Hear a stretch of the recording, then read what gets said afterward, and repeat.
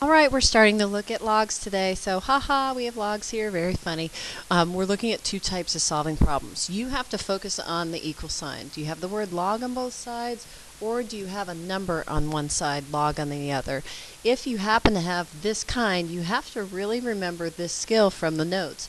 You need to be able to translate from logs into exponents. And so when you focus on the base, this is 10 to the negative fifth equals 0.0001. Start with the base. This is 3 to the negative 2 equals 1/9. This process has to be memorized. It's just a definition. It's like you're translating into another language.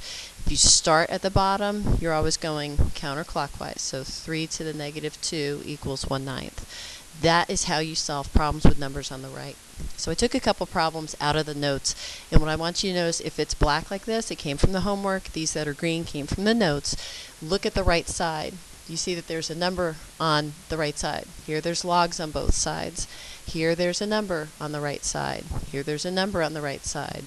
Here there's logs on both sides. You solve these problems differently. So if I start off with logs on both sides, I have a property that says I can bring in that 2/3 as an exponent, and then I can set the arguments equal. So n equals 8 to the 2/3. That's the same as the cubed root of 8 squared, which is 2 squared, or 4. So here in this first problem, n is 4. I have this property that says coefficients come in as exponents.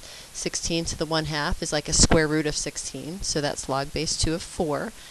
36 to the 1/2 is like the square root of 36, so this is plus log base 2 of 6.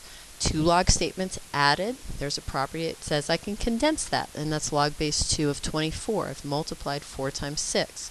On the left side, I had log base 2 of y, so I set the arguments equal. Y, therefore, is 24. That's one technique. So now over here on the right side, I'm going to apply my definition. These are all problems that have numbers on the right side.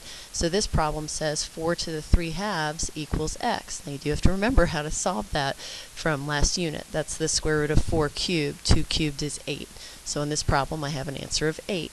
Here I need to combine and use a condensing rule where I multiply x times x plus 3. I get x squared plus 3x equals 1. And now notice here, I don't have a base. And hopefully you remember, if there's no base, it is understood to be 10.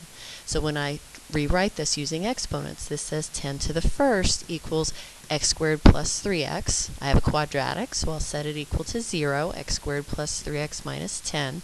I'll factor it into x plus 5 and x minus 2, and I'll get two answers, but I do have to check here. If I have negative 5 and 2, if I check this back in the original problem, have a problem. We are not allowed to take the log of a negative number. So the only answer here is 2. And I'm just going to remind us of this. You cannot take the log of a negative number. Not allowed to do it.